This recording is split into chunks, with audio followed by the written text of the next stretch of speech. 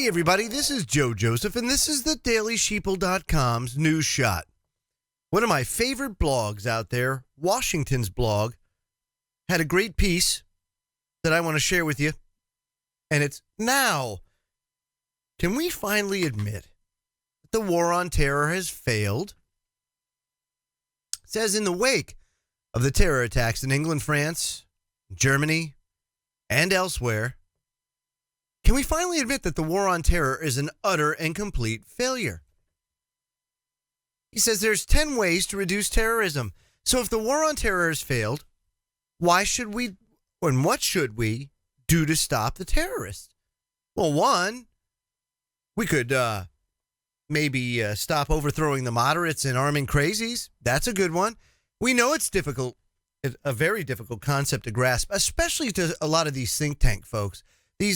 These think tank crazies that come up with these ideas, and then, of course, they pitch them to congressmen, to even the president himself.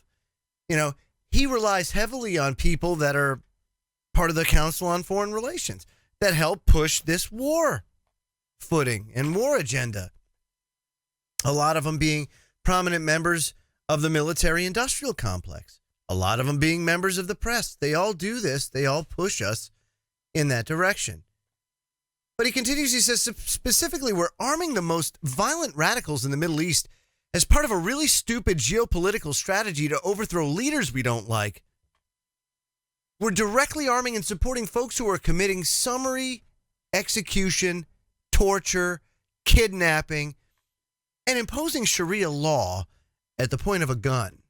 That's who we, the bastion of freedom and democracy, that's who we're helping right now, right?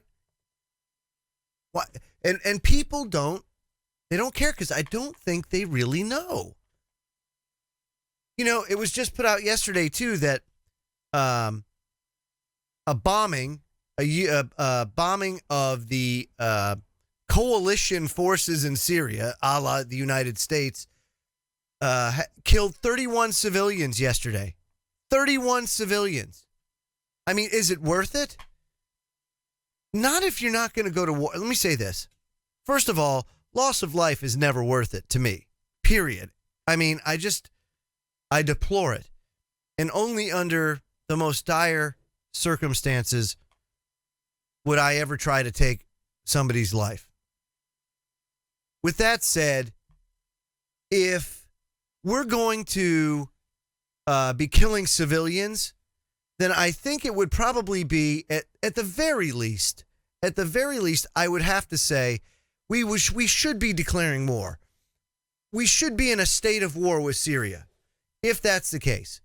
Because when you declare war, then you lay waste to everything. I mean, that's what the purpose of war is, right? Is you go to war and you destroy each other, or whoever destroys the other person first wins.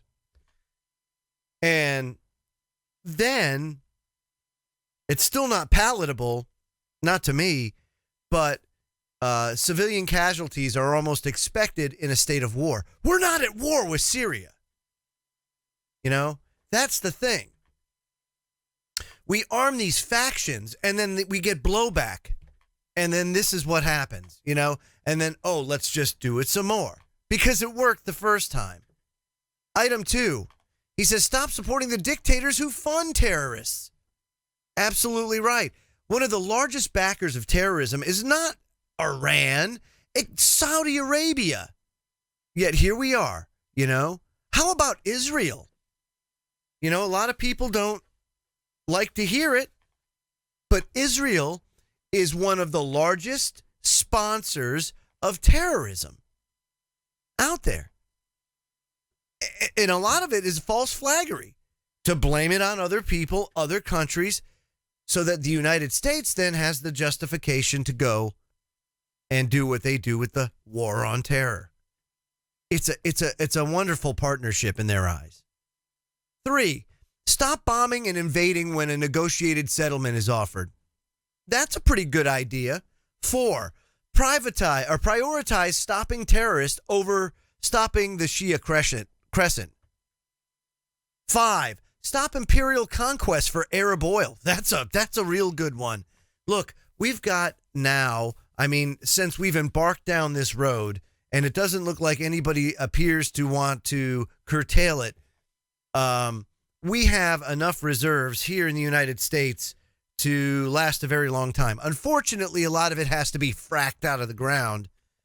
So God only knows what that's going to do to our environment long term. But hey, in the immediate term, we have oil in abundance here in the United States. We could actually be self-sufficient if we really wanted to be. 6, stop drone assassination of innocent civilians. Yeah. 7, stop torture. That's a good idea. How about stop mass surveillance? That's number 8. Number 9, stop covering up 9/11. Oh, that would be an excellent thing. And finally, 10, how about we stop doing it to ourselves? Look at the biggest perpetrator of terrorism in the world is our own government, and it's perpetrated on us. Whether you like it or not, whether you like that I say it or not, the truth is the truth, my friends. Take a look at history. How many governments have we overthrown? How many leaders have we deposed? How many people have been killed in the name of false flaggery? You know the truth. I'm Joe Joseph. This was the DailySheeple.com's news shot. Come on, no more terrorism. This is garbage. Subscribe to this YouTube channel. Feel free to comment below.